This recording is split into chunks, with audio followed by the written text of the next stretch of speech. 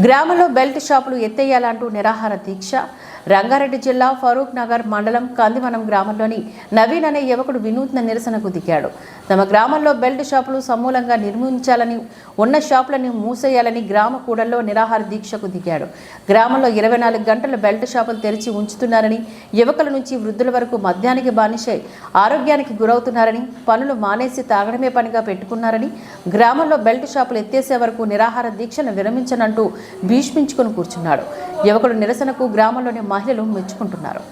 నా పేరు నవీన్, నేను డిగ్రీ స్టడీ చేస్తున్నా. మా ఊరు కందివనం. 24 అవర్స్ మందు అమ్మడం వల్ల చాలా చుట్టుపక్కల ఊళ్ళు కూడా మా ఊరికి వచ్చి మందు తీసుకెళ్తారు. అదేగాక చిన్నపిల్లల నుంచి పెద్దల వరకు మందు తాగి ఆరోగ్యాలు పాడవుతున్నాయి, మరియు వాళ్ళు చనిపోవడం కూడా జరుగుతుంది చాలామంది. అందుకని మందు బంద్ చేయాలని ఇది ఒక దీక్ష చేయడం జరుగుతుంది. చిన్నపిల్లలు కూడా ఉద్దర్లు ఇవ్వడం, నైట్ 12 అయినా 2 అయినా అరే కందివనం పోతే దొరుకుతుంది మందు అనే ఒక